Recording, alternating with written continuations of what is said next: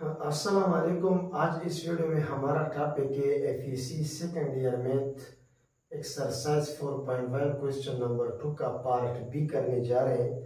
पहला पार्ट मैं कर चुका हूँ, उसके वीडियो यूट्यूब चैनल पे भी मैं अपलोड कर चुका हूँ और न्यू ब्राइट अकेडमी पेज पर भी अपलोड कर चुका हूँ। वो वीडियो भी आप देख सकते हो। ये क्वेश्चन नंबर 2 का पहला पार्ट था और अभी जो करने जा रहे हैं वो है क्वेश्चन नंबर 2 का दूसरा पार्ट। दोनों सेम पार्ट है। उसमें भी हमने इम्प्लिसिट रूल यूज किया था और टू फाइंड किया था सेकेंड डेरिवेटिव फंक्शन, और इसमें भी वही है। तो आते हैं सवाल हल करते हैं। Use implicit rule to find second derivative function, question number 1 आप देखिए। और ये सवाल हम चैप्टर 3 में भी कर चुके हैं, लेकिन वहाँ पे हम सिंगल डेरिवेटिव फंक्शन से इन्हें फर्स्ट डेरिवेटिव फंक्शन वाले करे थे। यहाँ पे सेकेंड है, बस ये थोड़ा सा फर्क है। तो आते हैं सॉल्यूशन की तरफ। सबसे पहले मैं लिखूंगा सॉल्यूशन, यही क्वेश्चन दोबारा x square plus Y square equal r square. अब यहाँ पे मैं लिखूंगा differentiate with respect to x, differentiate with respect to x।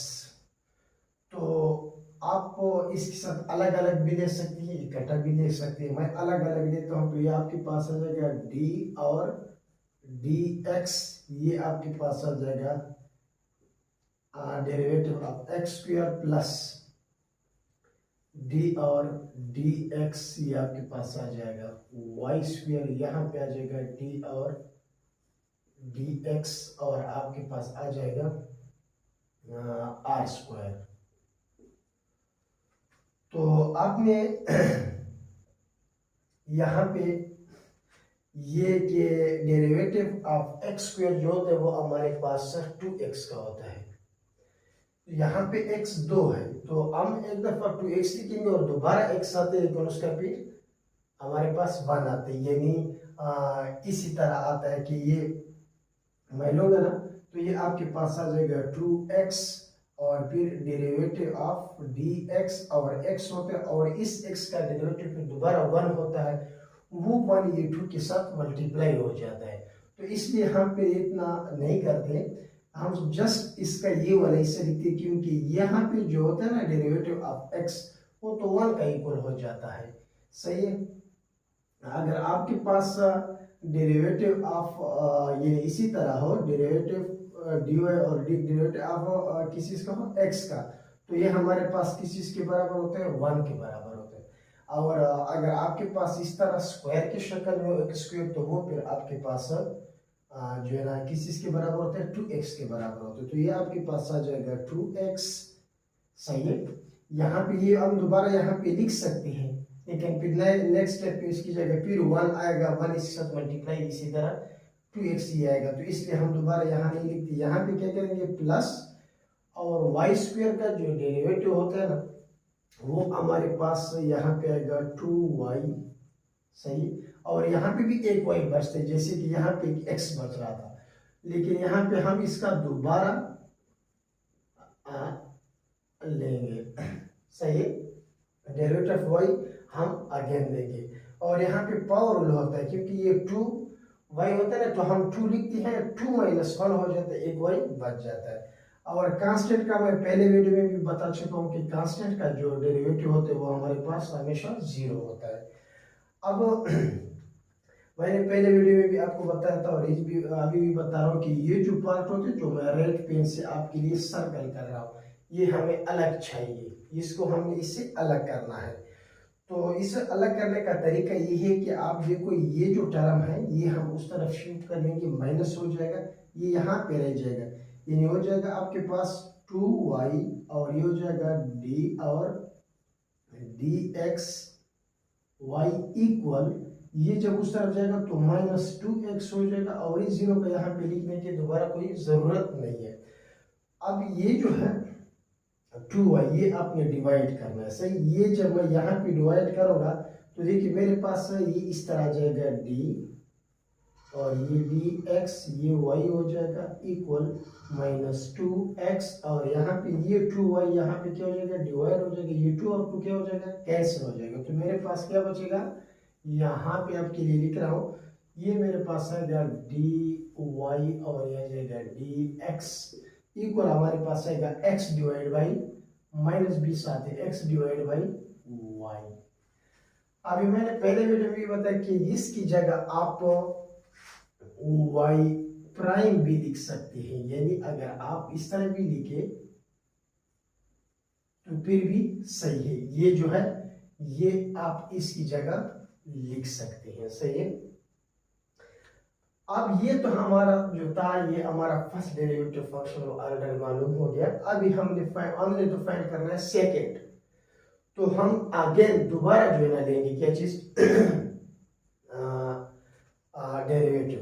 तो यहाँ पे मैं दोबारा लिखूंगा कि differentiate with respect to x. आप अगेन भी लिख सकते हैं, अगेन डिफरेंशिएट, सही है। अब यहाँ पे मेरे पास जब दोबारा आप लेंगे ना तो आप y डबल प्राइम भी लिख सकते हैं और डी स्क्वेयर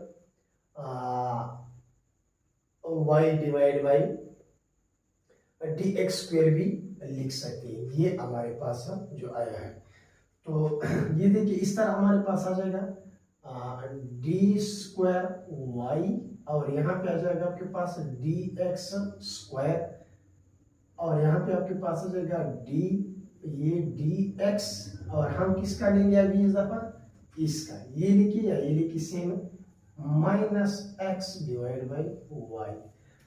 अभी आप ये सोचेंगे अब हम यहाँ पे क्या करेंगे,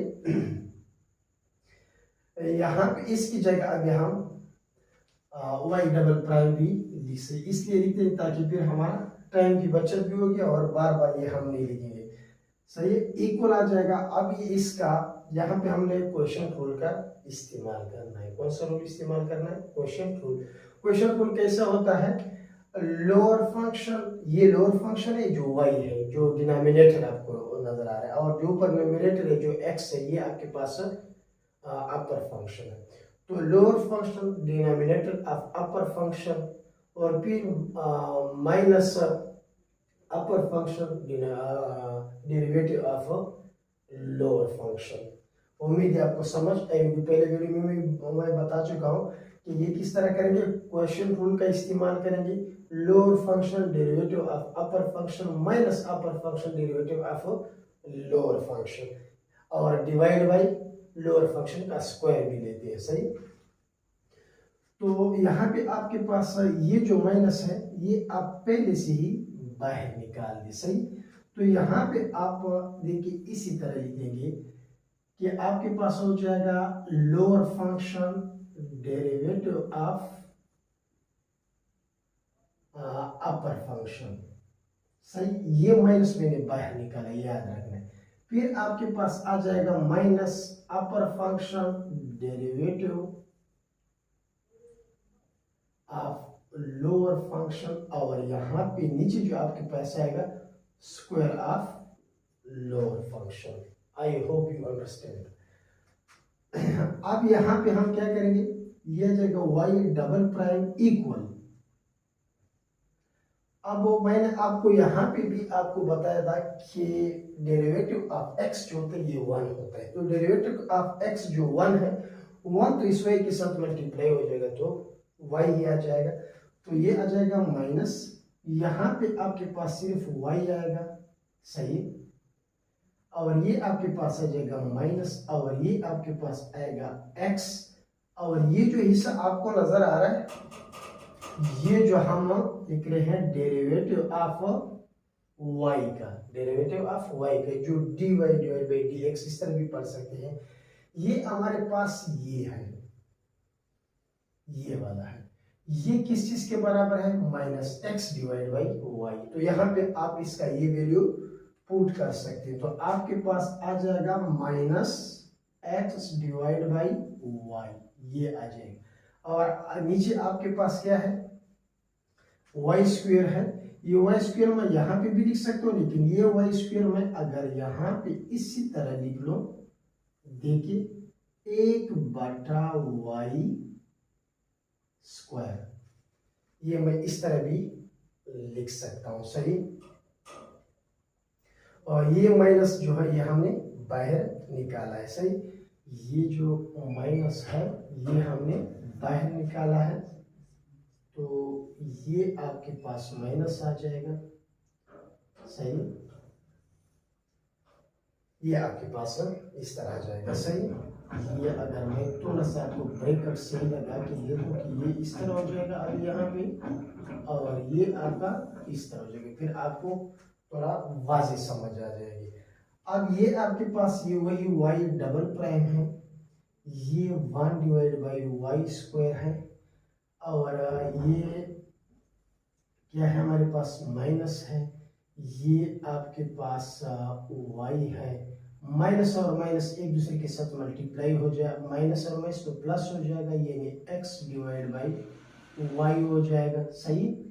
और अब हमारे पास एक ये रह गया और एक ये ब्रैकेट रह जाएगा। अभी इसका मैं कुछ हिस्सा क्या करता हूँ, रेस करता हूँ, ताकि आप लोगों को फिर नीचे नजर नहीं आएगा। डबल प्राइम ये आ जाएगा 1/y स्क्वायर, ये फिर आपके पास आ जाएगा माइनस, और इसका हम एलसीएम निकालेंगे। क्या निकालेंगे? एलसीएम। नीचे क्या है? y है।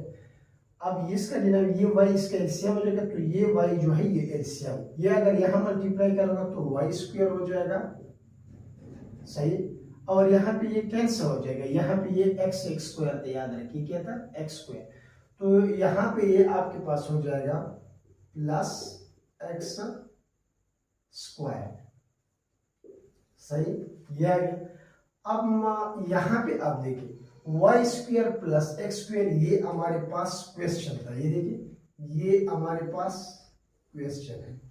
तो Y square plus x square या X square plus Y square, ये एक ही बात है, ये हमारे पास आर स्क्वायर के बराबर है। तो यहाँ पे आ जाएगा वाई डबल प्राइम इक्वल 1, और ये आ जाएगा वाई स्क्वायर। यहाँ पे ये आपके पास है माइनस, और इसकी जगह आप पुट करेंगे क्या चीज? Are square. आर स्क्वायर जब इसके साथ ये पुट करोगे तो वही माइनस भी साथ आ जाएगा, यानी आर स्क्वायर हो जाएगा, और नीचे आपके पास क्या होगा? वाई। तो अभी मैं इसको इस तरह भी लिख सकता हूँ, देखिए ये वन इसके साथ मल्टीप्लाई करें तो आर स्क्वायर आ जाएगा, और ये नीचे मल्टीप्लाई करें तो आपके पास वाई क्यूब आ जाएगा। तो उम्मीद है आप लोगों को समझ आई होगी, बहुत ही इजी सवाल है और बहुत आसान और इजी मेथड से मैंने किया है।